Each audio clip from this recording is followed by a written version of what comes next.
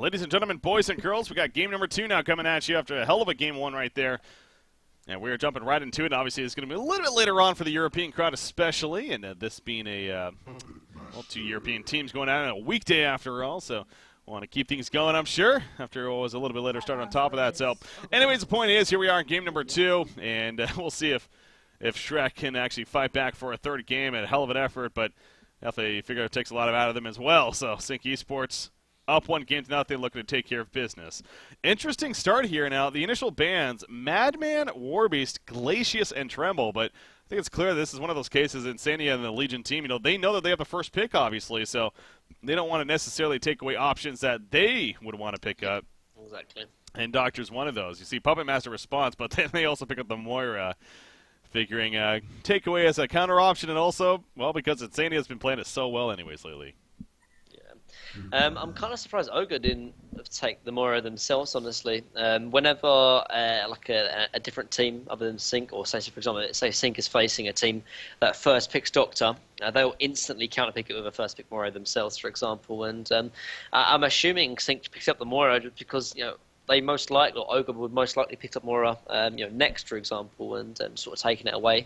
Not only like you said, it's a great hero, and Insania played it very well. But Ogre, they pick up Puppet Master instead. It's a hero that is quite decent against Dr. Pulsar before Nullstone, but after Nullstone, honestly, I don't think he's that good against him. In fact, I think Doctor's almost a counter to Puppet Master after Nullstone, because Puppet Master can simply not kill him in sort of either ganking or even in the team fights, for example, and Dr. Pulsar then after that can just go ham onto him, for example. So, yeah, I'm kind of surprised they first picked the Puppet Master, but I guess just Nox is comfortable with it, for example, and or maybe not even Nox. We saw Puppet Master on Remember Me last game, so might see the same here as well.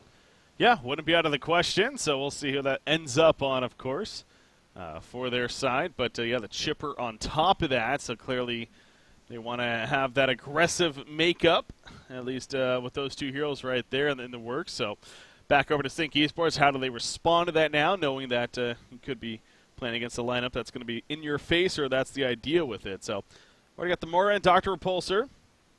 So they more than likely got their Flensmeister here.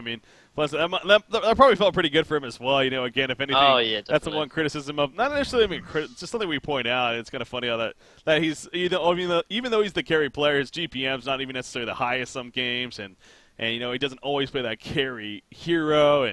But boy, oh boy, that to have like the best carry game we've seen GPM wise all season 3 to now is, well, hey, that's a statement if any. So. Had fun with that, I'm sure. Midas coming out here. Yeah, it's a hero that's been gaining a lot of steam, actually. It's a very good laner, actually pretty decent, and can go sort of toe-to-toe with Chipper 1v1 as well, which I'm assuming Midas will be played mid.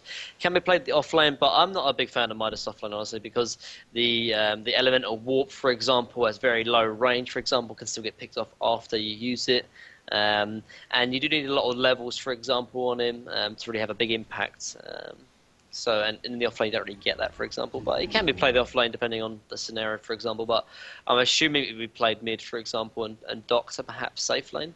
If that is the case, they would be lacking a little bit of physical presence that Sync might look to try and take or get with their offlaner. But we'll have to wait and see. We will. Cthulhu Fun, that final pick. So into the next tier of bands once again. So, again, just a reminder, guys, obviously this is going to be the only series for today. This being the weekday. Usually only do the 1 series each of the days. So, Thursday will be Nullstone Gaming versus Fresh. That'll be the other series. And, again, even that one to an extent, Reason Gaming not advancing on out of Group A. Instead it was both Sync Esports and Nullstone Gaming going on. So, but Nullstone and Fresh, they'll be playing in the other semifinal matchup, and we'll go on from there. Again, double elimination tournament here. Best of 3s all the way throughout till the grand final. So, Magnus and Tempest so far the bands. There's Kraken. So a lot of team fight heroes being taken out here by either side. Solstice from Shrek, a jungle hero that Slapped has been running a bit lately. But, hell, there's still Ophelia, there's still Parasite. So I guess Cthulhu Fun is picked up. Yeah, so. I do like the suspend, though. It gives them that physical presence that I think Sync were lacking, for example, and they could easily fill that with their jungler in terms of Solstice. So, yeah, nice band there. God, Tizia, what? Now that just seems troll. That's a little bit of troll. I was wondering actually, like if people, I think people used to do it sometimes, but it was back in lockpick where they would actually sort of do the, they call it quote unquote throwaway Yeah, bans, yeah, the where lockpick, they'd yeah. use it just so like someone's forced to sort of play them. But that was more, I guess, lockpick, and I guess it has a little bit of worth in bans, for example, that it frees up a lot more heroes that you can pick up, for example. But I don't know, still God. That but was an interesting mode, man. I still remember playing with that. that was a Swiftblade, terrible though. mode, man. Wow, yeah, that too. Swiftblade. Interesting. The Yep. fact that they were even able to get Swiftblade at this point to go with the Fits doctor. well though. Fits well with the sync lineup though. Like that's the physical presence that they're kind of lacking. They now have that. Very very useful against Ogre as well. Good against Pubmaster, good against Chipper. Even good against Philippin because obviously a magic immunity from Blade Frenzy. I don't. They can't really like. It's getting to the point where Ogre have sort of showed it like 3 out of 5 sort of parts of their hand, for example, and they can't really deal with that Swiftblade rigs, for example. Like, I don't think they could pick up a prisoner because then they'll be forced to run like a chip or offlane, which I know Jonas family used to do it, but it just. I don't know how he did it, but it just doesn't work really. But he somehow made it work, and now like, how can they really deal with Swiftblade? I guess the Andromeda is okay against Swiftblade. Obviously, the Aurora and the Void Rip useful against sort of Swift Blade Frenzy TPs. But yeah, I'm kind of surprised. Yeah, Swiftblade got through honestly because it fits so well with the sync lineup, and it's obviously a great hero in the meta right now. But it does go through. Yeah. And this will be Slap's hero of choice. Yeah, more than likely, yeah. As far as Parasites on the board actually. that's what I, yeah. Might They, see again, they that. are going against Cthulhu. But Font, yeah, so. that's the probably what I should pick that up actually. Which Legionnaire, is he still there? Yeah. Okay. There you go. I called it just before. Just want to say. If they were right clicking it, Frankie. No. Doesn't count. No. Count. Called it. I win. I win the internet. No, but Legionnaire coming out, yeah, he's been playing this a bit lately, so not a surprise. So I don't know how they're gonna like run this. So like, no, actually, I have been jumping in with Ogre scrims, and I have been running actually a lot of chip dual lanes actually. So I was gonna say that Mannequin carry could be in the works. It's kind of funny and- that hero went from first ban last game to last pick. last pick. But useful here though, very good against the Swiftblade actually, and the Doctor. More so the Swiftblade though, because he's going to be laning against him, and obviously the possession goes through, and the Blade Frenzy as well, so we'll stop TPs. So yeah, I do actually like how Ogre finished off their draft though with the Andro and the Malakun actually. Very very useful, very very nice. Yeah. All right, here we go. They're going to put their shoulders on Malakin once again. Again, they especially are known to do this, as you pointed out. Nox loves to play this hero, so... Hey, he was able to do some fun things on Soul Stealer last time. Not enough in the long run, but we'll see if they can make it happen here in this game. So, quicker series. I love the trolls. All right, so we'll have to wait and see if what the issue is here. I'm sure just a short pause coming out. But yeah, the Malakan Andro though, just good in general, but good together as well though, because Malakan obviously, whenever he gets level 7 and when he has the Whispering Helm, can easily farm triple stack Ancients, and with Andromeda as well, depending on what build he goes, can help farm those Ancients even quicker with the Aurora minus armor, for example, on the Ancients is very very useful in doing that. I'm wondering what he does go for actually. I don't think I've actually seen a 1-point Comet, Max, Aurora, and Dimensional Link build actually yet. I've talked about it, but I don't think I've actually seen it in practice yet. But I think in this game it could work quite well. The stun actually isn't that big of a factor really. Swiftblade can disjoint it, so can Doctor, so can actually Moira as well with the Arcane Vortex. And he's not really going to have a presence too much, I don't think, on the Legion. Heck, even Minus can disjoint it as well, actually. So if there is a game to go 1-point Comet, Max, Aurora, and Dimensional Link, I think it is this game, though. Can beef up and sort of steroid farm the Puppet Master and Malakan, as I talked about before. But not only that, it's not as big of a factor the Comet stun in terms of max damage, because it's probably going to get disjointed anyway, so there's no point maxing it if that's the case. So. Oh, we'll see what Cluckmuck decides to go here. Again, playing the main support as usual for Shrek, as well as the captain role. And we see that a lot lately. These support players playing the captain role. Of course, and Sandy over there for Sig, got Fusin for BMG now, just to name a few. So it makes sense. It does sense, indeed. really. So he's lagging. Let's remake. Wonder if they're serious or not, though. It's so hard to tell this game. It's like there's been so much troll. like Ogre and Sync are really, really close friends actually. They actually did it. I don't know if that's true or not, but well, that's a good troll, I guess. Insania and Cluckmark are actually sort of really good friends. I know they've sort of landed together before, and I think Insania was living with him for a couple of weeks actually as well. So they're both kind of buddy teams in that respect, and they scrim a lot. So a lot of jovial behaviour. Have you tried Grim Hunt yet? I haven't actually. I just got in later. It sounds really cool though. I need to give it a go. Yeah. Have you played it? I played a little bit in the testing phase as well, but I actually played one game today on top of that. So it's a fun mode. It's different. It's not something you're gonna want to play like grind for your Han career by any means, but it's a fun mode to have for now, and I'm definitely enjoying it. It's the first objective based mode that we've had in Heroes and Newer. So killing these critters or the constructs, I guess, and then you get loot out of it and that sounds cool. Eventually destroy the other team's base. So, yeah, a lot of the basics are in it too, of course, with the fighting and whatnot. But it's a pretty cool idea. All right, are we in the other game yet? Doesn't look like it. See if I can join off of somebody. I don't think they're in the game. There we go. Well, I guess Shrek is in the lobby now, so. Just waiting on sync here. And then should be good to resume, so. Breaking. Right. 2 weeks till Thailand. I know. It's crazy. I'm getting more and more excited each day. It's crazy. Yep, we got basically 2 weeks until we leave for Thailand. And then the event itself, 28th and the 29th. So about 2.5 weeks here until the actual event takes place. So it's crazy. It's gone so quickly as well. That's what's crazy. Yeah. Like, I remember back in August when the season started. Oh my good times. It's been a long season, as it usually is, but we finally made it, just about at least, to the ultimate point. It's been a great season at that, and I got all those recap videos, of course, to look back at, and each of the cycles, and I'm creating one for the playoffs as well, so stay tuned for that, in case you miss any of the playoff action, and give you a good idea of how that ultimately played out itself.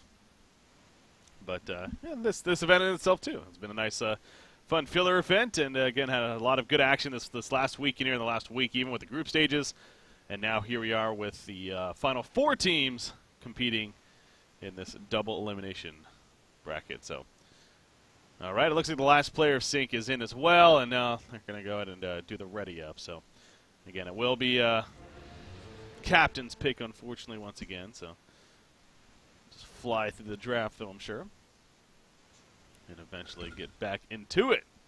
Yeah, Mickey playing Midas, that's going to be pretty fun. I don't know, we see him play as well as of late, but definitely an active potential hero, so. Just make sure you don't ban the heroes you need to pick, guys, come on. It's the one job. That can be awkward.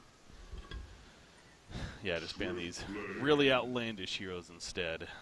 Also remembering your actual lineup, pretty important. Yeah. Who you had. Seems like Insania's pretty confident with that. The snap pick.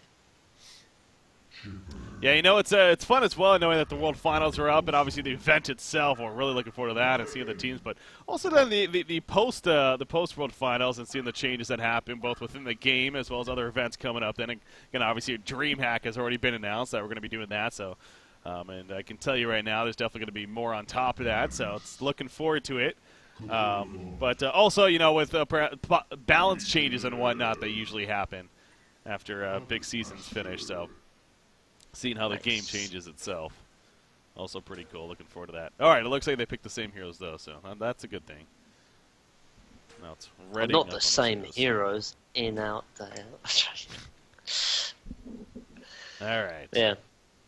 But yeah, Nox Malikan, though, like, I can't remember, but I think in the playoffs, I think they played it like 3 or 4 times out of like 6 games, something ridiculous. Like, kind of, it reminds me of okay, not to this extent, but Tree with Legionnaire. Like, obviously Tree pick up every single game, but for Ogre, it's that kind of a comfort pick for Nox, and he plays it so damn well as well. So I can understand why they do it. That's for sure. Yeah. All right, so here we are, back into the game now, and hopefully things are finally good to go here.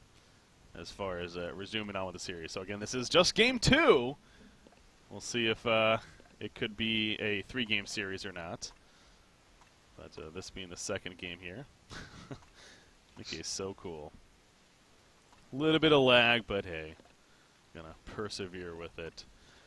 He is headed towards the bottom lane initially. Right here. As we do have a... Oh god, this is so strong. This game is getting out of hand, man. Just a little out of hand here. It's because they're all Swedish, that's why. I know, right? All these Crazy Swedes around. Swedish trolls here. Okay. But, yeah, I mean, could you see Midas being bottom here? I think they expect Ogre might run an aggressive tri lane. As I said, Ogre have been running a lot of aggressive dual lanes with Chipper actually recently in their scrims. They like it because it can pressure the short lane, for example, and if that's the case, Sync will want to put Midas down there because he's going to have a lot easier time dealing with the aggressive dual lane from Chipper than Doxer will. Can get a lot more farm as well because he can spam out the golden salvo, whereas Doxer kind of doesn't really have that ability to do so. Doesn't have that spam ability from range. So, yeah, I expect that to happen. Swiftblade's going to go top anyway because that's just the lane he needs to be in because it's the hardest lane. And Doxer can sort of sit mid that way. And they might even run actually a dual lane mid actually. Because I don't think... actually, no, Insane will probably trying to be boxing out the Cthulhu and helping out the Legionnaire in the jungle. So Insane will probably be back and forth between mid and bot and the jungle. So Yeah. I have no idea what they're saying, by the way. They're not speak Swedish. So. Nope. Have trouble with that. Get some quick Google translations going, but I'm sure some of the viewers do, though. Seems like we have a lot of the Swedish crowd that like to view here in Honcast, so... At least a good amount of you know what's going on. We are clueless, though. Middle lane matchup, it will be Puppet Master Andromeda versus the Moira Doctor Repulsor. So maybe get a pretty good idea here of the power of Moira in a 2v2 matchup. Remember this was a thing, too, you know, where the two-man middle was very popular. Yeah. It's actually... It's really big, actually, in Russia still, actually. Or the CIS team. Yeah? Yeah, they always dual mid kind of thing. It's funny because they dual mid with all the old school like dual midders. Like, do you remember like Empath, Drunken Master with like the old SG days, or like the Gauntlet, Pyro, and things like that? NG Magnus, yeah, they love that. Oh, talking of mid. Wow, they're going for it. In fact, the nice shards of Harkon right there, and it nice will play. stop the initiation. So yeah, if it wasn't for those shards, I mean that could have been a dead Doctor, but really nice play from Insania. On top of it today. Yep. Definitely making some solid Moira plays here. And again, goes back to being a very powerful tool with the Shards of Harkon. So yeah, the bottom matchup, Chipper versus Midas. Not one you would expect to get, if anything, maybe in the middle lane, but Suicide Chipper versus the short lane Midas coming out. Keep an eye on how that plays there. I think Ogre were thinking about running an aggressive dual lane, but obviously if Sync are going to run a dual lane, then Puppet's going to get shut down, so they might as well run Andromeda down there as well. And they blocked out Legionnaire's jungle as well, so Cthulhu does not need to be there. And one thing that Ogre talk about a lot of as well is that if they do run an aggressive Cthulhu, for example, they don't necessarily like it. The reason being is because then all the other lanes are sort of weakened, and they like to have Cthulhu sort of roam top and mid as well, whereas if you're in the aggressive jungle, you can't really do that. So, yeah. That's what I like to do. Oop, Chipper. Taking some pressure right there from Midas. Again, Midas has that level 4 coming up, and with that transmute, you got to be a little bit careful. I wonder if Chipper also, I was going to say, if he goes for that focus buffer here earlier on, and it looks like he does. He's got the 1 point into it. Andromeda roaming down, Midas. Needs to be careful, knowing that Chipper's playing a little aggressive. Look at him dodge those rockets, though. He's not able to elemental warp initially in time, however, and now he's going to use it unless any rockets hit. No, he will be fine after that. But great dodging of those carrot rockets initially. Yeah. They're like right next to him as well. But yeah, I think if he actually hit both those rockets as well, that's probably a for sure kill onto Midas there. But well played, and DC going to fall back from here. In fact, now it's the Legion's team turn apparently. Moira coming over. You see something being delivered to Midas. He lands a golden salvo right there, and now Moira lands the Shards of Harkon, and down goes Chipper. Mickey credit with the bloodlust. So it's like Shrek got their attempt even in the middle lane. Obviously, you saw earlier, unable to get either one. And the first attempt from Sync, they come through with the bloodlust kill. Yeah, just a little bit better execution makes the way forward. But that's the one weakness, though, of Chipper as well. Like, if you run him in the offlane, I mentioned it before in the draft, but he's just so weak because obviously he doesn't have an escape mechanism. If that's a Midas, then maybe he gets away because obviously he can use the elemental warp, for example. But Chipper, that's a for sure kill. He's just going to die. Yeah. And that's why normally they run an aggressive dual lane when Ogre do run Chipper in the suicide lane. But obviously, like I said, Andrew has to rotate mid. So, yeah, just a little bit weakness because of that. You see Legionnaire, of course, has his bottle delivered. Slap to let's see if he goes his usual build on Legionnaire, one he's pretty popular as of recently. Andromeda and Moira fighting over the rune right there. Again, Ephemeral Forge, good for yet another reason why it's a pretty strong ability. Chipper bottom lane, Legionnaire charging in. Nice job with the rocket. And actually will be fine as left thinking he had the taunt good to go, but he needs actually another ward, though, because this ward is blocking the pool camp, but it's not obviously spotting any rotation out from Legionnaire. And I think, yeah, Slap knows that, so he's just going to sit up here and actually try and go from maybe the left from the tree. Midas doesn't have mana, though. That's pretty why, actually, yeah. But they spot out the intro rotation, though, so Mickey's going to play back. Oh, my God, top lane. Oh, Kazu barely makes the juke in time. And Cthulhu not able to connect right there, so very, very close. But Kazu will survive as he goes back to base to heal on up, but yeah, that was a good attempt right there for Cthulhu trying to get the kill, just not enough. And Malakin, though, continues to free farm, and again, Noxie's very comfortable with this hero. He's off to a fantastic start here, 355 gold per minute on Malakin. I think he's level 6 now as well, so I think if they go through him again, that's the place where they're going to die because of the possession. So. Interesting skill, but actually, he's actually maxed out the W instead of maxing out the sword throw. Yeah, that's really interesting to me. Probably for the last hitting purposes, yeah. Yeah, better CS obviously makes sense. Yeah. Not necessarily going for kills with this lane setup, so figures might as well take advantage of more of the guaranteed creep farm, which again he's really capitalizing on here. It's safe to say 400 gold per minute. Being at that mark 5.5 minutes in with no hero kills or assists, that's pretty impressive. Or tower kills on top of the bottom lane though. Once again, Chipper, he takes the transfer. Moira comes in with the shards of Harkon, and again, that's a dead Chipper. They're just doing it so well and can't react in time. Yeah, Chipper, he has no vision down here to work with. It continues to be that way. So understandably, it's just going to be a difficult time for him. Yeah, definitely. Just nice rotation out from Insania as well, and just sort of really trying to punish the weakness of sending suicide Chipper. Put it as like that, as simple as that. Honestly, no escape mechanism, and they can kill him whenever Midas gets a +1 on him, and as they did now. So just unfortunate, but that's what happens when you try and send an aggressive suicide Chipper and don't support him in the lane. Midas, okay, it's going to be good. I wonder what kind of items we're going to expect to see on Mickey's Midas here, especially with him having a good start. Again, just a lot of early build-up early on, 6.5 minutes in, not too surprising, but curious to see if he just goes straight for the portal key or whatnot. Middle lane, Swiftblade, he actually runs into Cthulhu, but oh man. Cthulhu very low on life, but Swiftblade can't chase him down. Now he goes back to the middle lane. Here comes a TP. Puppet Master will be decapitated, though. Stun on a Legionnaire. And now Malakin's here. Pops that ulti form onto Dr. Bolster. He's not level 6 just yet, and that will mean his death. Meanwhile, though, Swiftblade wants another kill in the background. Andromeda going to barely stay alive. Meanwhile, Moira goes down. And now Swiftblade still chasing down Andromeda, but he's dove way too far. Great really assistance nice from Nox right there. And, yeah, exactly. Definitely a big turnaround reason. Yeah, and I mean, normally carries don't really rotate over for engagements like that, but very, very worth it for Nox there, and just nice TP rotation. And like, if they don't punish Sync's dives like that, Sync keep on diving, they're going to keep on diving. But when you punish it like that, Sync are definitely going to play a lot more passive because of that sort of mental mindset, because it didn't work last time. But yeah, really nice kill onto the Dr. Pulsar as well. They actually sort of caught him before he was level 6. So nice play. Bottom lane, Chipper. Now he didn't take the transmute right there, and that's going to be the reason he lives. You saw Midas going for the kill once again, trying to use Moira, but Chipper was able to avoid one of the magic abilities, again, preventing the transmute. So good job by him, and staying alive this time. Obviously, he's had a difficult start elsewise, but able to live throughout that one. So, I mean, yeah, maybe a little bit more scary in the fact that both Doctor and Swiftblade, neither one of them doing the really best farm here. Early on in this game. So I think, I mean, Shrek right now really isn't a comfortable spot. 8 minutes in, now as I say that, you see a jump on a Puppet Master in the middle lane. Legionnaire, of course, there to assist, and this should be another easy kill. Maybe. Those spin procs coming out, and it will be a kill, though, in the end. As it goes down. Hold on to him, though, with the Voodoo Puppet. Is Doctor still dead? He is. Malakin ports in and gets the counter kill. That's well played by Puppet, at least, to keep him there. Yeah. They just didn't have the damage to burst down the Puppet Master. Just again, another good rotation from Nox. Like, he's all over the map actually, and I think actually he could probably even rotate over to Ancients and even be even efficient with that. He doesn't have to go back top.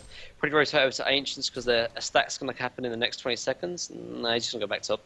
He doesn't actually have the Whispering Helm yet, so I guess that's a little bit difficult for him to take Ancients. But when he does have Whispering Helm, expect him to rotate over and take those Ancients because Malik is just such a good hero to take Ancients so early on because of the sort of the ultimate gives splash damage. Yeah. So. Oh, Switchblade runs into Malikan up here, and actually, I mean, he does have a spin, but even with that, yeah, Malikan's going to hold his ground, pops his ultimate, knows that it will fear him, but no, he went the wrong way! Or did he just decide to turn? I am confused. I guess he maybe thought TP rotation error from Zinc was going to happen. Okay, that's fair. It's something that happens like, all the time. Like whenever you see Zinc, one of their members like getting engaged on, for example, like that always says TP rotate over. And obviously he was by himself, didn't really want to risk it. For example, didn't know who was TPing over, and so just sort of backed off instead. Yeah. He's still forced a rotation back from Swiftblade, so still okay, I guess. Yeah, no, that's a good point. Possibly that. So yeah, it's obviously we saw that wasn't really happening, but just being safe with it, doesn't want to overstep his boundaries, and good, safe, smart decision right there. So he keeps his good farm going. Mickey, again, though, he is also doing very well. And we keep going back to usually for Sync Esports, if Mickey's doing well as a team, they usually do well. And right now, 380 gold per minute for him. But I look back, though, at the fact that both Doctor and Swiftblade are struggling. So is Midas, does he have the potential of, say, a Pebbles or a Deadwood to really kind of take over a game early on by himself? Mid lane actually. Yeah, they're going to jump player on a Puppet Master. Slash. Not the best bounces, though. That was a little awkward. Wind of the creep, that was pretty far away. It will be enough for the kill steal. But Malikan is here. Arcane Vortex. He actually stays alive, but I don't think that's going to last for long unless some way. Oh, my God, the chance we know. He does go down in the end, but they might get a turn kill on it. Through the fun, at least they will. As Legionnaire even comes in. No, he stays invis, actually. Malikan, his ulti form is not currently up just yet. If it was, this could have been a different story, but unable to use it effectively right there. And that'll be the end of the fight, so nice little back and forth. Actually, oh, look at Legionnaire, though, yeah. He wants to make something happen. I mean, he has Decapitate still. Only has mana for one ability, though. Dr. Pulsar going on the high ground. Not sure about that. Now they will get the quick on Andromeda, but at what cost here? Legionnaire's in trouble. He's going to go down. Very big overplay there by Sync. And they're just throwing kills to Nox here, it feels like. Oh, Midas, maybe? No. No, he should be fine. No. Yeah, does Midas have an impact to be the same? No, put simply, they do not have the same ability as like a Deadwood or a Pebbles because he doesn't have that instant kill factor that a Pebbles or Deadwood can have. Midas is a great sort of team fight in that respect. He's got low cooldown spells, but he doesn't have that burst factor. So he's not going to be able to sort of get solo kills on to say, the Puppet Master or the Chipper because although he can, like, they're a lot harder to hit and a lot harder to actually make happen, but it doesn't have the burst potential either, for example, so expect rotation to happen if he does try and go ganking. Yeah. And because of that, I don't know if he's going to be able to sort of create as much space for Flensmeister and Casey. Like, both of these people are very, very, very underfarmed. Like, neither Flens or Casey have upgraded boots, and it's 12 minutes into the game breaky. So if you're thinking of a playmaker, you got to rely that onto Zlapt, honestly. He's close to his portal, keep about 1,000 gold away. With the Malikan, with the Midas, and the portal key from Legionnaire, perhaps they can create enough space for K2 and Dr. Pulsar, but not just on Midas by himself. He doesn't have the burst damage as say a Pebbles or Deadwood. You see Chipper down here again, not farming the best. Understandably, having some difficult time early on. He tries to pick up Moira by himself, but he doesn't get it. Moira, in fact, actually just a turn stun. Now here comes Dr. Pulsar. He got the focus buffer up initially, and that could be a difference maker. Chainsaws come out. Down goes Flensmeister, and down goes Insanity. Another huge turn for Shrek, and they might get more out of it if they can chase down this Legionnaire. He has his Ghost Marchers, though, and that should be the difference maker. But this turn potential of Shrek clearly showing off, and they're making great use of these TPs here. Yeah, they really are, and everyone's down there. They're always ready to sort of take engagements and take fights. And although Malikan TP down there didn't find that thing, he's going to TP down there and take Ancients anyway, though. So it's kind of a natural rotation anyway. And he'll be closing in, obviously, that 500 GPM mark. So, yeah, everything's going well. And I think the biggest thing is that this Doctor and Swiftblade are just doing so minimal, honestly. And actually, they're going to spot out more rotation top as well. Puppet might be in trouble if he's not careful, but I think he saw him. So yeah, the word is maybe they're not. Well, he can still dive with that Ephemeral Forge, of course. Puppet Show comes out. He's going to Let him do damage to himself right there. Gets the Swift Slashes off there. Arcane Vortex off to the side. Puppet just runs into it, knowing that's his best chance. But he will die shortly after. And now Chipper's actually in a lot of trouble. Again, that's the fake Moira, so not too concerned right there. But now the real Moira comes out, applies a stun. Chipper, though, not much follow-up damage. He will survive in the long run. But look at Cthulhu Fawn. He's got a trample ready to go. Can he land it? Yes, he can. Swiftblade takes a combat set as well on the Rockets. Mighty Marcus gets credit for the kill right there. So they chase him down, eventually pick up the kill, and they take back the hero kill lead now of 10-9. So well played right there by Shrek once again. You know, I'm honestly a little surprised it's actually that close. It does feel like Shrek is the one leading the hero kills, like dominating almost. But, I mean, Sync's really doing enough to at least keep in there and make it very close early on. So it's not quite the breakaway as it may seem here for Shrek. And actually Malik in middle. I think about mid. If they're going to kill an Malik, this is huge. This is an attempt, though. Midas coming in for the assistance, and then decapitate to finish him off. So that's exactly what Sync needs right now. Just start really climbing back into this early game as far as, again, they're not even necessarily down, really. Just more so making a statement here. Now, Midas, he should be fine. Swap onto Moira, though. Transmute, however, comes out and try to stall them. If anything, go for a turn kill. That could happen on Andromeda. You see Legionnaire charging in, and yes, one more auto attack does him in. So a couple of kills being picked up here by Sync Esports, and you can tell they're getting some momentum, and it's not over just yet. An action-packed game we got here. Cthulhuphon after the side, he barely survives. They're going to guarantee the kill on Chipper. Will Cthulhuphon stay alive, though? They know he's over here, right? As Malikan, though, comes in, pops the ulti for him. Midas will fall. That's more of the illusion right there. Doctor does take out Cthulhuphon. He goes over the ledge, where he will be saved. So a lot of kills back and forth. But again, the big picture there, I think Sync does come out on top finally. Yeah, definitely. I mean, after trying so hard to try and find kills, trying to find their advantage, they finally do it because Ogre, unfortunately, that they just misplayed a little bit. They all didn't have TP rotations, and Sync were 5, and they took like a 3 or 4 hero kill lead just right there and then, because Ogre weren't ready for that to happen. So Sync, although we're definitely playing from behind, they're definitely not now. Doctor's back up to 300 GPM now. They've got Portal Key on Legionnaire, Portal Key on Midas, and I mean, we're talking about Playmakers break here, and now they both have their Portal Key, so expect even more space creation in the next coming minutes as well. Yeah. Yeah, right there. Puppet Master kind of toying with Moira, but with Legionnaire nearby, not going to go for it. But yeah, he tied up the portal keys here, Legionnaire and Midas, so that's very, very threatening for Shrek to have to deal with here. They don't really have portal keys themselves, and not close to one. Both Chipper and Cthulhuphon ideally candidates for that. But yeah, they still have a ways to go. So yeah, a lot of focus being put on this Malik in here for good reason. But bottom lane, swap on his Whipblade. He's going to take out the tower, and he's going to go for the port. Yes, it will be enough. Just in time. Yeah, right I mean, unfortunately, Andrew actually ulted, and so obviously couldn't have an ability to actually sort of stun away. But big play there from KZ, though. Gets away, gets the tower kill, and gets away safely. So good getaway indeed, and another good surviving right there from Sync Esports. So Midas goes to the middle lane to pick up more farm again. He's got the portal key. Where do you see him going from here as far as item build? And he could go more utility in terms of tablet, for example. They have been firing a lot, so I think tablet wouldn't be out of the question, honestly. But I think they might need a little bit more damage, though, because as Doc's Repulsor and Swiftblade have been very, very underfarmed. In terms of team fights, they need some more burst. I could see Spell Shards, for example, happening as well. It's something that would be useful in terms of setting up kills as well with Legionnaire. I think Sheepstick is just a little bit too luxurious this early on, so expect another build-up, whether it's tablet or spell shards. I'm not 100% sure though. All right, spell shards would be fun to see, definitely, and this is most certainly a hero that could be a possible candidate. I'm still waiting for that. Well, either the Insanitarius that we brought up in the past, how OP that item is on him. I would love to see it, but people mocked me breaking when I brought it up. So.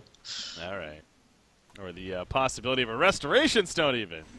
That'd be fun too. Definitely a candidate with that new Resto Stone. Pretty fun to see, but Legionnaire, he is going the Insanitarius here, of course. He actually pops a Veiled Rot at the base. Going to try to make something happen with it here at the top lane. You see Swiftblade kind of toying with them a little bit and almost trying to bait them out here. See what he can bait out at least. And instead he'll just damage down the creep wave, see if again the Puppet Master will stay around long enough. That's the idea, just trying to keep him around until Legionnaire makes his way all the way up here. Which he is just about 7 more seconds on that Veiled Rot, but making sure not to be seen by any Ward of Sights by using it up here. And now, do they have that jump? Of course they do, with Legionnaire. That's what they're waiting for. And you see that right there. The Shards of Harkon applied to him just before. He can't finish him off, though. He couldn't decapitate, or I guess he did, but he did it early right there. Arcane Vortex on the support that came in, however.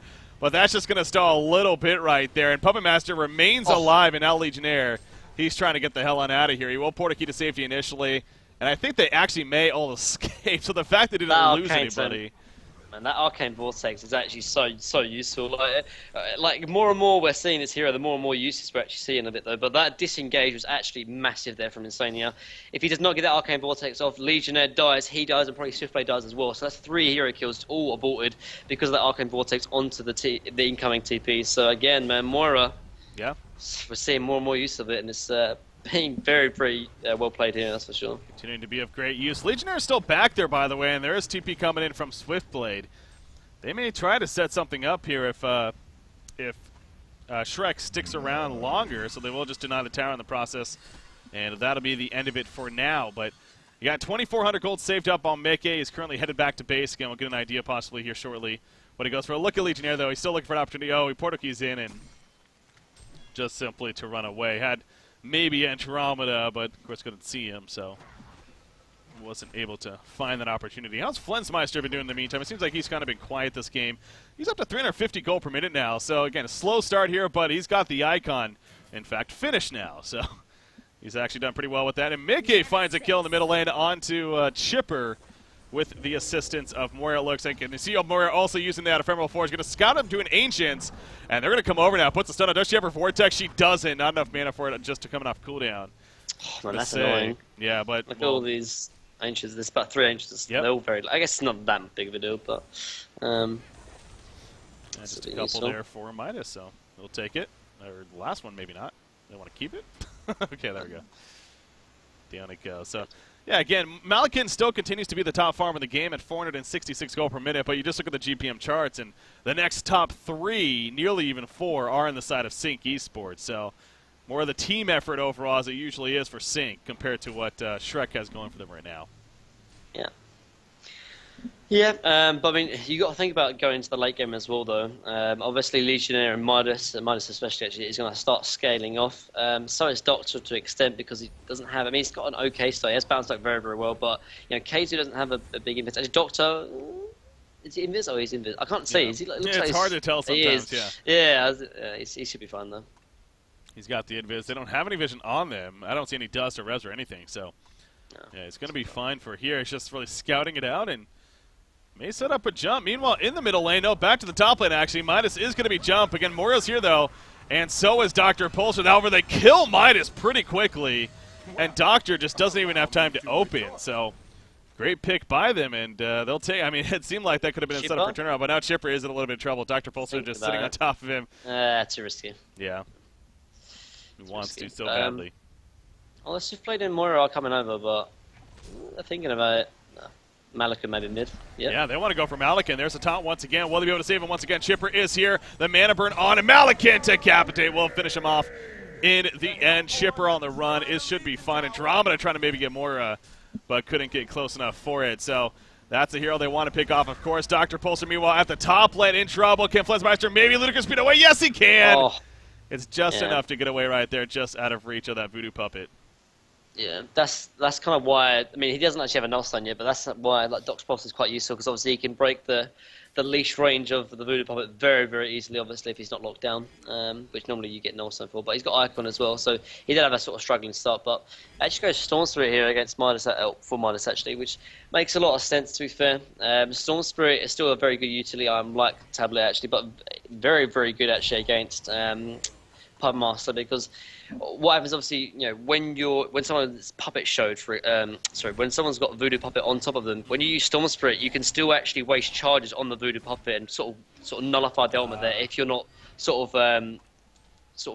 thinking or sort of seeing that they are Storm Spirited, for example. So very useful, particularly in like big chaotic team fights. Normally you sort of burst down the Voodoo Puppet, but if they're in Storm Spirit, then obviously they're not going to be taking any damage. So very good pickup against Puppet Master. Yeah, it kind of reminds me of what they did to Void Talisman a bit ago, where it used to work where you weren't able to attack them at all if they had it popped, but they changed it to where you can now still attack them, you just won't do any damage. So you have to be aware if he actually pops the Null Stone there, or the Void Talisman.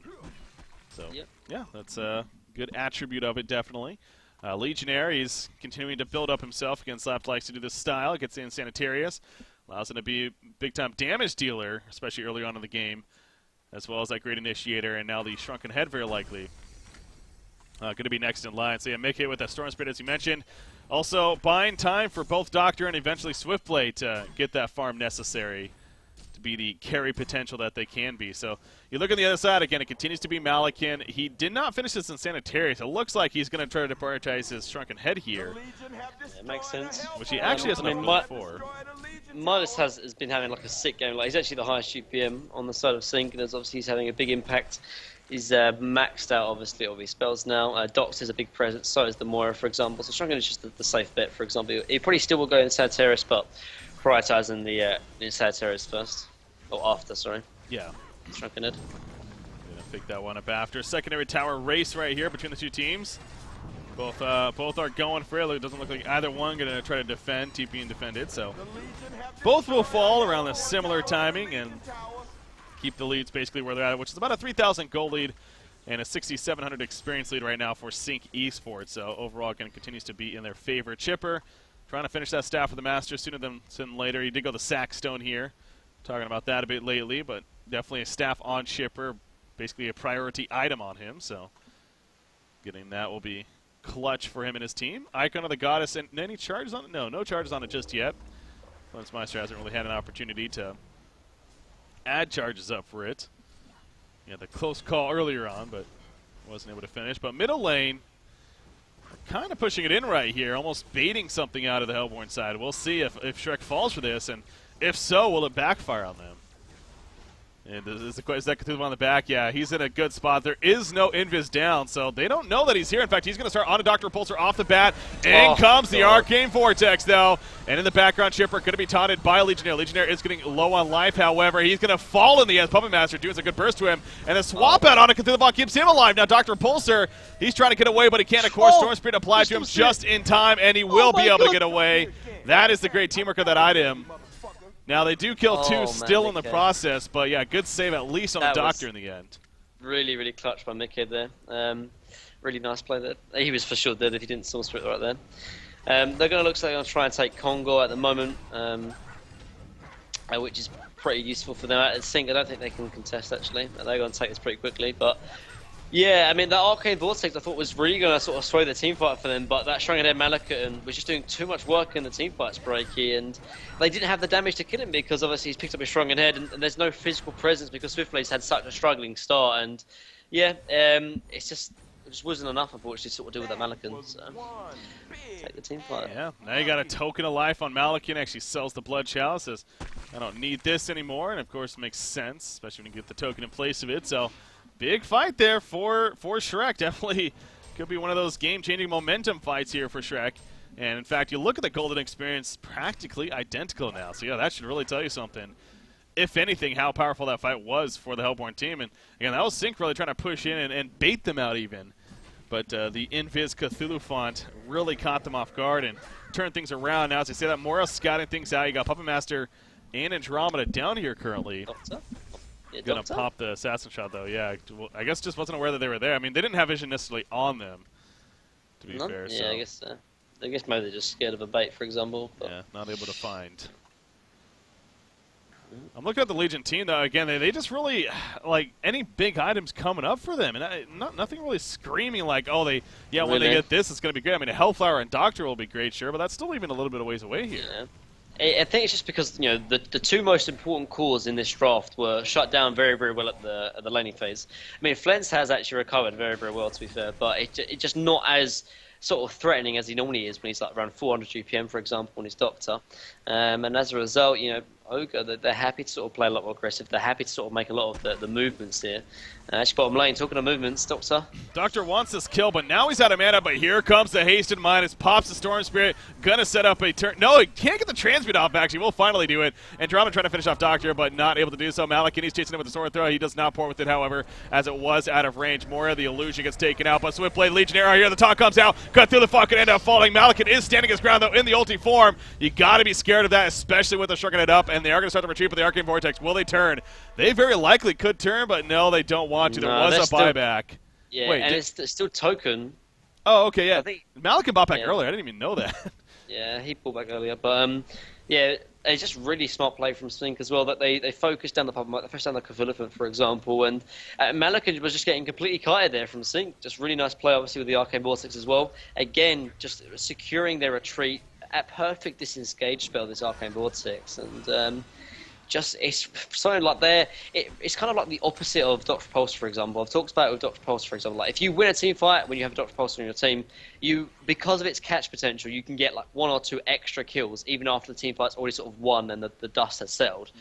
And then with the Moira, for example, like all the deaths you would normally have because you lose the team fight, for example, or you want to disengage, you just pop the Arcane Vortex and you just secure your retreat, for example, and it just saves so many deaths on this team, and sort of showed it at least sort of 2 or 3 times now already in this game, and Moira just really, really strong. And like one thing actually in the team fight down middle lane at the tier 2, actually, when he used it, it sort of reminded me of sort of like a Rhapsody, but almost better in that respect, because it has the same defensive purposes, invulnerability in terms of damage, and then obviously sort of slows down and very, very good counter initiating tool in that respect. And he's got the portal key now as well, so even better Arcane Vortex is expected to come. Yeah, again, we've seen the power of a portal key on Moira. Like I said, a little bit skeptical when we saw the first time, especially since it meant him prioritizing getting it instead of Ward Asides early on in the game, but it worked out beautifully.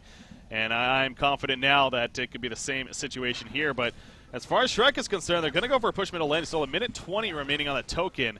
They at least want to try to take out the secondary tower with it, but you already see what Sync's doing. They're applying pressure at the base, at the top lane. So I don't know what Shrek should do here, but I think they need to fall back there, actually. Cause definitely. Sync are happy to trade this, without a doubt. But they're going to TP back. Oh, maybe they're not. No? Chipper doesn't have, Malakin doesn't have a TP, Puppet, they don't have TPs! Sync realized that! They do not have Homecoming Stone, so Sync actually gets a tower kill in the end. And now Shrek is kind of spread out, and Midas is trying to take advantage of it. However, he gets turned big time. Oh, that was a mistake. Midas. But they're still pressuring Rex, though. That's true. Are they going to get Rex right now? I mean, there's a TP that's one person. It is Malakin, though. And yeah, you see Swiftblade is going to go over the TP himself. He will be fine, and Dr. Pulsar should be good as well. So they do a lot of damage to the melee rack. So sure, Midas gets picked off. I mean, a little bit more distraction, but that's a really, really good trade, though, again, for Sync. Not only do they defend their tier 2, they get a tier 3 when they should not even be getting any kind of like advantage, because they're fighting against token Malakin. So, again, just really good play, sort of slow down and delay as much as possible, and they just get a fantastic trade. Yeah, big time. And look at the portal key pickup by Kazu. Going the portal key Swiftblade here. This has not been the best farming game for him necessarily. He's got the Abyssal Skull, the Energizer. Prioritizes the portal key, though, instead of, say, the Firebrand or more damage focus. I mean, like you said, he isn't really farming too well. And it is kind of decent, to be fair. It gives him extra sort of utility, make sure he gets a perfect Swift Slashes, actually. And does actually allow him to farm in sort of quite aggressive places because of that defensive mechanism. And I mean, it's actually a very good item on Swiftblade because it synergizes so well with his ulti, because you can actually use portal key while you're Swift slashing. So kind of thing, for example, so if you get some bad bounces, for example, and you start bouncing onto creeps, you can actually portal key back into the heroes to make sure you bounce onto those. So it's a very good item, but with that being said, like there's very, very minimal physical presence on the side of Sync, and I think that's what's really going to sort of hurt them quite a lot. Shrunken Head on Malakin already. Doctor isn't going to really put it out. Neither is Midas. I guess Legionnaire is going to do that a little bit, but I don't think it's going to be enough. And I like the item pickup, but I think maybe it's a raw physical presence damage item might be a little bit better, but we'll have to wait and see. So right there, trying to use Moira, trying to use the Arcane Vortex to, or not the Ephemeral Force to go in and get a jump right there. Now, Puppet Master, he's got the Assassin Shot, but look at Sync Esports. They're playing this pretty crafty off to the side. Chipper's going to scout them with rockets, though. And the craftiness is not going to work out in the end. So, Sync Esports, but not able to work. Malakin is pushing out the top lane, and while they're trying to be sneaky down there, he's going to start falling back now, though. He's got a Soul's Bulwark, by the way, so it looks like Demonic Breastplate is going to be a follow-up for him as far as the item goes. Sheepstick is the item choice for Midas, by the way. Yeah. It's getting to the late game now, and they need something to do with the Malakin Shrunken Head. If they can, I mean, they have been sort of jumping on him a couple of times in the team fights, actually. If they can catch him before Shrunken Head, even though he's quite tanky, I think they have the damage to burst him down, like with the Legionnaire, the Swiftblade, for example, and it would be quite useful for them to do that if they can. So, good pickup. Yep, so just about has that here. There's the Hellflower on a Puppet Master.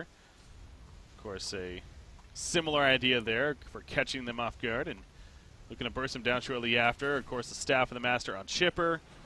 Stressed how that's important on him. He got a couple of the Shrunken Heads here on the Legion side, so a lot of definitely mid to later game items starting to appear now in this second game, 33.5 minutes in right here. So middle lane, Doctor, he needs to be careful. The possible jump coming. Again, Puppet Master just finished the Hellflower. He is going to open. They're going to go for Bamora right there to react with the Arcane Vortex. Now, didn't get Puppet Master. And not the most support, but here comes Swipblade with the Portal Kick. Thulufon's tanky, though. Down goes Doctor. And now Swipblade trying to spin in for a kill, but now Morio's going to be in trouble. She goes down. Swipblade in trouble. Here comes Legionnaire, though. Taunt goes out. Puppet Master will fall. Will they have enough damage for another kill? They will not. The swap from Andromeda. And Nox in good position to get away as they just spread from one another. And Homecoming still back to base, so they got at least one kill, but clearly a 3-for-1 exchange in favor of Shrek. Definitely feel good about that. This Malakan pick break is doing so much work for him because of the initiation from the possession. Like, it's going through Shrunken Head Doc's Pulse, it's going through Blade Frenzy from Swiftblade doing so much work in the team fights, and it just Nox just playing out of his mind. Like, he was obviously TPing, rotating early on and doing that for there as well, and just it was a nice idea from Insane trying to sort of stop him and slow him down. It had an initial impact, but when Malakan rotated over, there was no hope for Sync after that. Yeah. So coming up to 35 minutes right here. I mean, it's pretty similar to the last game in some places. Obviously, last game, Sync, they had the big-time really farmed carry in the Dark Lady, so that's where it's not the same, I guess. But, similar in the sense that a lot was riding on Nox and trying to do work, in that case, the Soul Stealer, this time on Malakin. But, again, he's a very scary late-game carry. And he's got some good farm to work with here. Moira right here just saying hello and going to harass him a little bit, but not much going to come with that in the end, of course. Even throws out the Mana Center at the last second. But, I mean, this is very possible right now that Shrek is love here in the second game. They're down 1-0, but once again putting up a hell of a fight. And we could be possibly seeing a Game 3 if they keep this up. Now, Sync Esports, they want to try to get a kill up here in a Malakin, but it is pretty deep, and there is no vision. They put up a ward aside themselves. But I don't think they're going to go for it. So, yeah, they'll fall back again. The Sheepstick is finished on Midas, though.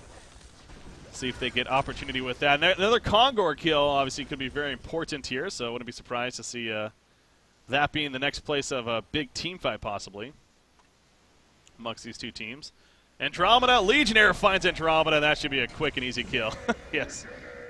Not much life in Andromeda, and that's what will happen. So easy pick on her, and the middle tower also going down as a result of that. So just enough roam for Sync Esports right now to make some kills. And Kongor spawns right there. So yeah, this is actually a pretty good attempt for Sync to try to go for a quick Kongor steal.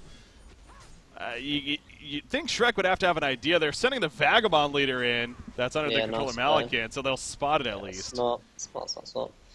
Yeah, nice. Well, Sync got, I mean, Andromeda's still dead, but she's up in 10 seconds, and she's not that big of an impact, to be fair. But yeah, Sync just going to back off, though, or at least try and perhaps fake her fullback. Yeah, no. The Vagabond's going to die, though, that's for sure.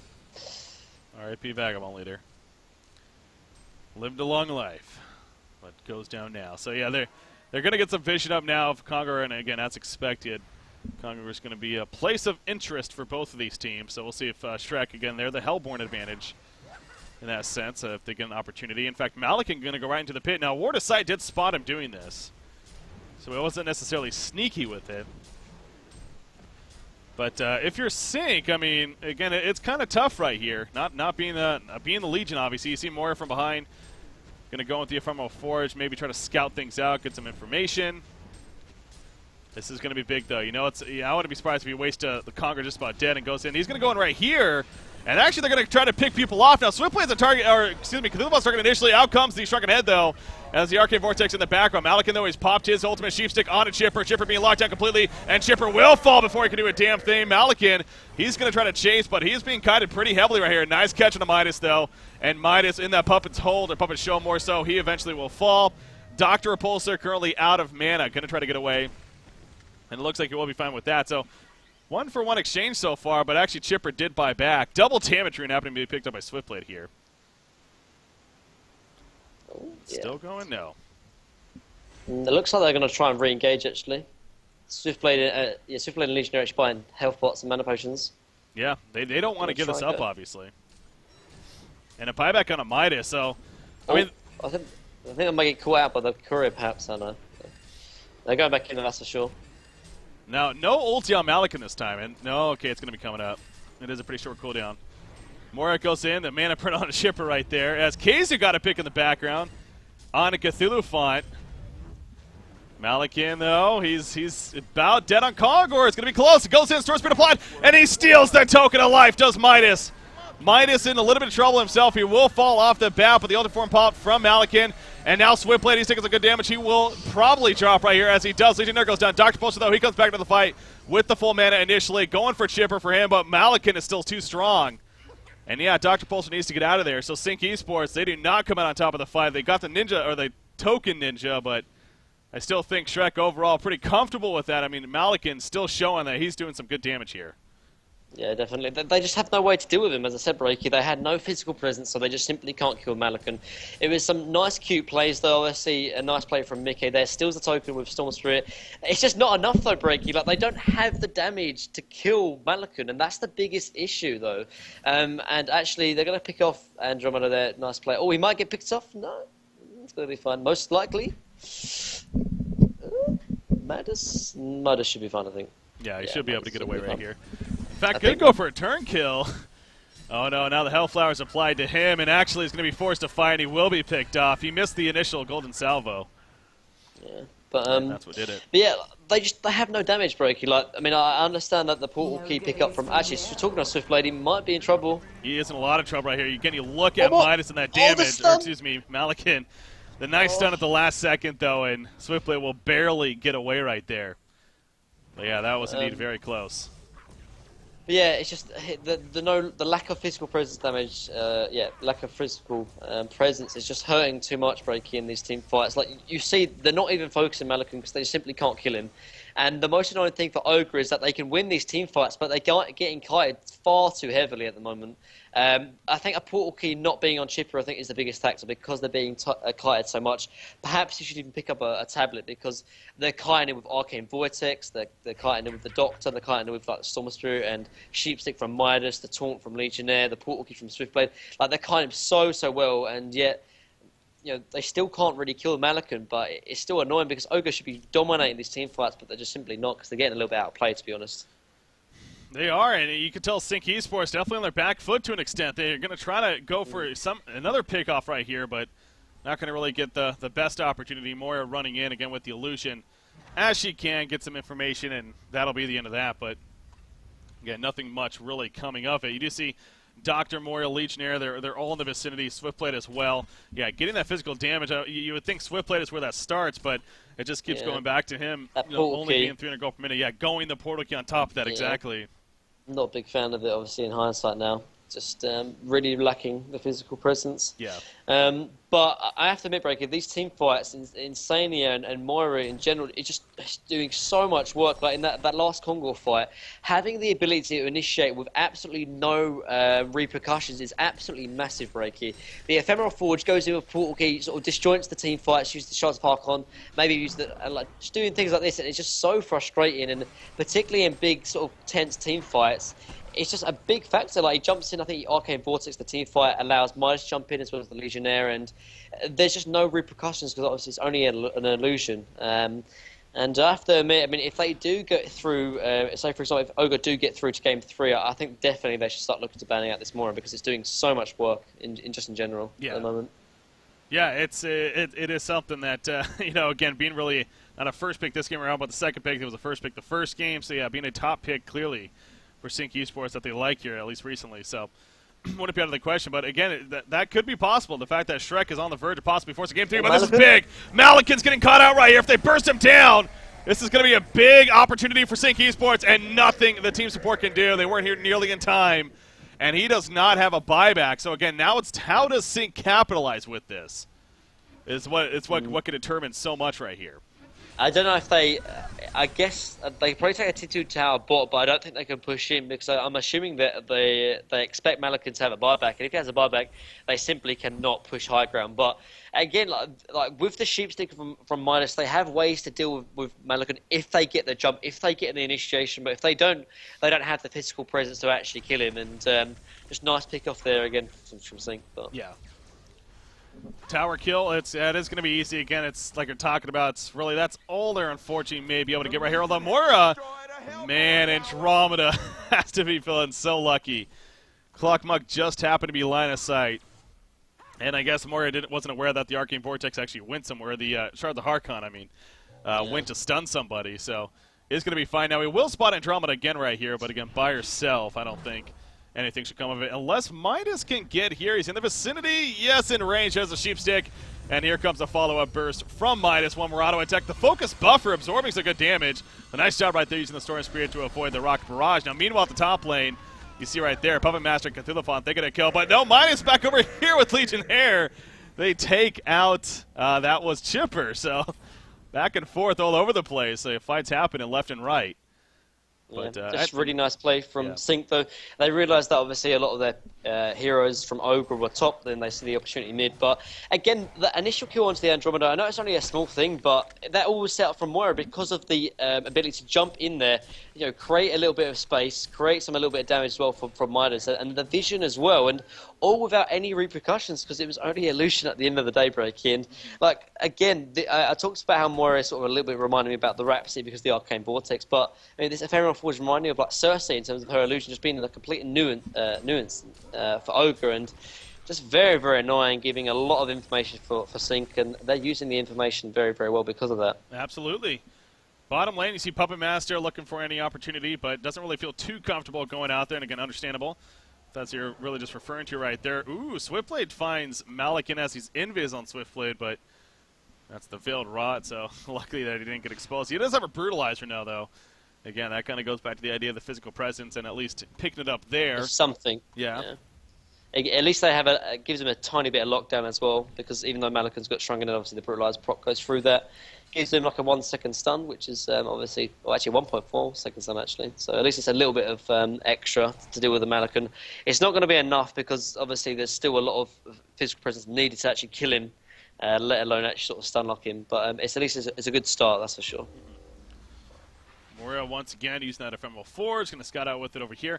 I wonder what Midas is going to go for here. Again, will it be something like the Spell Shards or maybe Hellflower. I think more than that, the Hellflower, yeah. I think Spell Shards is missed its point. I talked about maybe getting its second item, but he went for the Storm Spirit instead. Going for it now, I think, is a little bit of a waste. There's 3 Shrunkeners now picked up on the side of Ogre, and Hellflower would only be more useful than obviously a Spell Shards, because obviously you can catch them before popping the Shrunkeners, for example. So I'm about 95% sure it'll be the Hellflower here on the side of Midas. Harkon's Blade, yeah? Did you see that? Well, because they've got 3 Shrunken Heads, so like Harkon's Blade is just not very effective. Yeah. They got pretty decent physical presence, I guess, like with the Whispering Helm and the Dominic on Malakin. But when you're playing against a Shrunken Head, it's just kind of hard to really warrant a Harkon's Blade. It does also make a Resto Stone, so we'll see. We'll see what option good old Midas goes here. It's going to be a Hellflower. All right.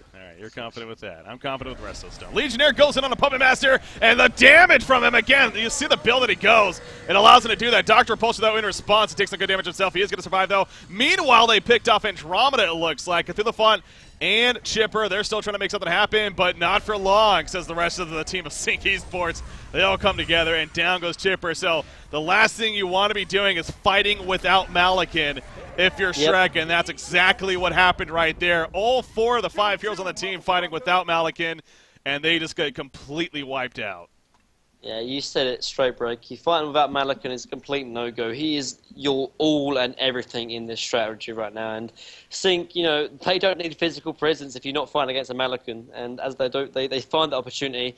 And I think this is going to be Rax. There's no buybacks for anyone on the side of Ogre. And, I mean, I was wondering how Sync were really going to take this game. But with plays like that, again, it's just I feel sorry for Nox because he's played so well both Game 1 and Game 2. And I think his team's let him down, honestly.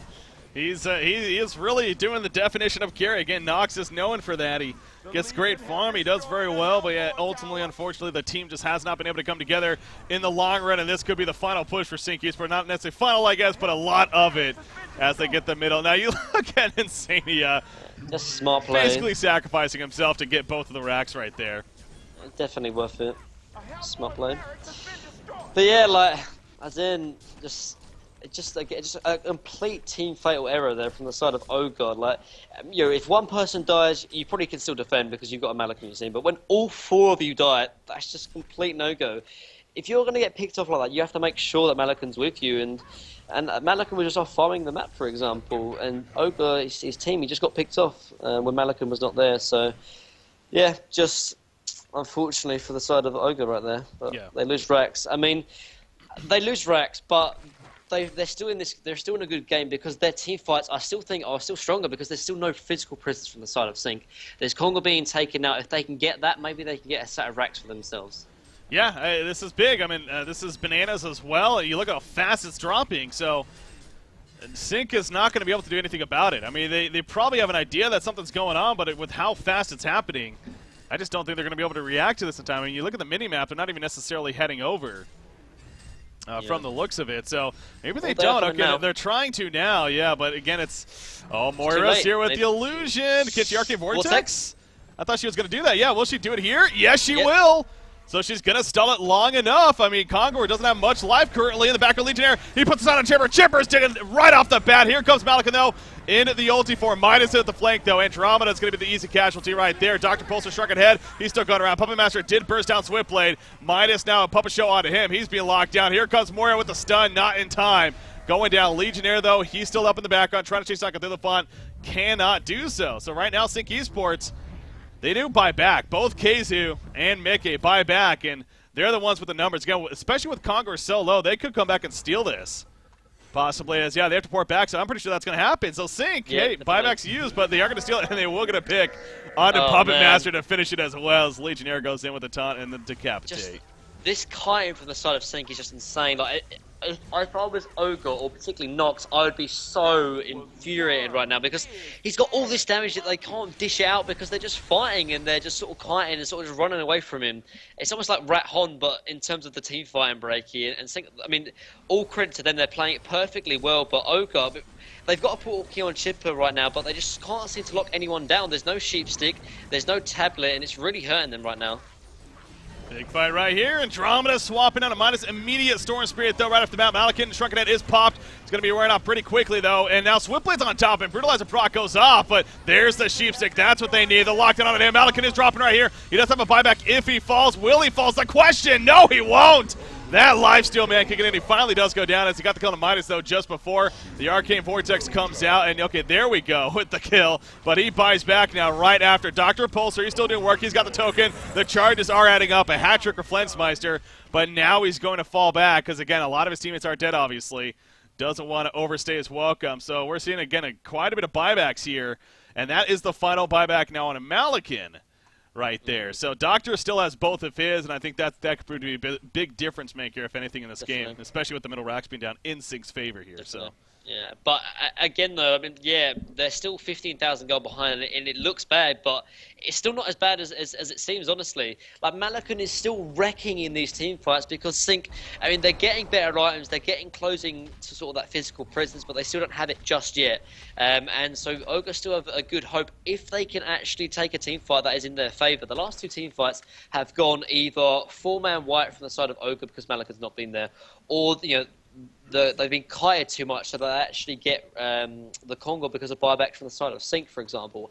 If Ogre can just take one good team fight where they wipe, you know, the enemy team because they're not getting kited, I think they're still in this game breaky, and they're fighting against Token Doctor, but Malakin is still farmed as anything breaky, and now he's got no buybacks. If he can pick up a similar Rage, for example, he's not going down. And so this game is still anyone's game, I think, to be fair. Yeah, or at least ideally not. Again, he is not only really tanky, but again, a big damage dealer. Dr. Pulsar, he's looking for a chance onto Puppet Master, but he is Invis. Yeah, that threw me off guard right there. I didn't realize. Yeah, that's what I got caught off as well, but yeah, it's hard to tell on him. Moira's here with the stun as well. Yeah, Moira goes in. No, the Assassin Shroud. They do not have vision. He can't put the Rev4 down on the illusion, so they'll get away. So, yeah, very, very close, but good reaction, however, by Puppet Master right there. But you mentioned that token on Doctor. 220 now remaining on it. So now they're going to push up the top lane here, it looks like. Again, both bottom and top, the towers are dead. Both of them have the racks up as well, so if anything, just keep all the lanes pushed in their favor. Of course, the middle kind of taking care of itself with the racks being down. So Legionnaire, it looks like he may just be going for a sheep stick himself as well. Yeah, more of that lockdown. Failed rock gank. This could be big for Shrek. Nice Midas, though. He portal keys away after he uses this combo. And probably going to be just out of range for any initiation right here. Although, again, they don't necessarily know they're here. Uh-oh, and Doctor may feel that. Oh, man, he's just enough. There we go. Now they're going to be exposed. He will get stunned. But he is going to be able to react in time. Malika's not with them, yeah. Didn't matter. Yeah, they should be fun, and they will be fun. Malika actually without Legionnaire, I don't know if they can. Oh my God! Switchblade goes in. Look at this! Oh, Puppet Master! Puppet Master melts right there with the crits and whatnot. And Andromeda also in trouble again. The ulti form from Malika. You see 1,000+ crits coming out. And Switchblade has to turn around from that, but now here comes more. Moira with the stun. Midas enters the party as well. Arcane Vortex going to be popping. And it will catch Malikan in the midst of it. Now he comes out, looking to do more damage. Dr. Pulsar is low on mana. But again, Doctor wants to die here. He basically is saying, kill me. Why not? A token is going to be used on him as a result. Midas, though, he will eventually go down. Malikan able to chase him. Legionnaire, though, Taunt comes out on a Puppet Master after his buyback. He got the kill on Moira just before. Dr. Pulsar, they're not killing him on purpose. They're doing a good job of that, honestly. He wants to die, but they're not obliging. Malikan still standing his ground. Will he be able to? The crit's coming out, but it's not enough. If he had a symbol, again, maybe a different story, but he doesn't have it yet. He goes down. GG well playeds are being called. And it looks like Sync has finally broken through here. But, boy, I will say, I mean, Shrek, what a fight put up by them in both Game 1 and Game 2. And there's the actual official concede vote. But, again, on paper, it says 2-0. People will look at that possibly and be like, oh, yeah, no surprise. If you got to watch the VODs to really see how this played out, because this could have easily been Shrek 2-0 if things just simply went their way in both games in a very few instances. So, well played by them, but yes, Sync is victorious. Yeah, I mean, there's a couple of things I got to mention. Though, firstly, Insani's Moro it's just some of the best Moro play I've ever seen, Breaky. He pushed that hero to its limits, played absolutely fantastic. It was honestly my MVP for the series, without a doubt. But you have to remember as well, Ogre, they were playing with a standing, nothing to sort of go against. Obviously, remember me, he played a fantastic game as well with Puppet Master, but again, just like Ogre, there was a couple of times, both in Game 1 and Game 2, where they got picked off far too many times, either as a team or individually, that really got Sync back into it when they shouldn't have. And in that game in particular, I mean, they kited Malikan so well. I mean, I guess that's to the credit of Sync. They were very kited in very well in terms of the Storm Street, the tablets, the portal keys, the Dr. Pulsar, the Arcane Vortex, obviously, from Moira. And it was very, very frustrating for Malikan there to dish out his damage. And eventually, they did have that physical presence to deal with him. Obviously, in that last team fight, they had the Legionnaire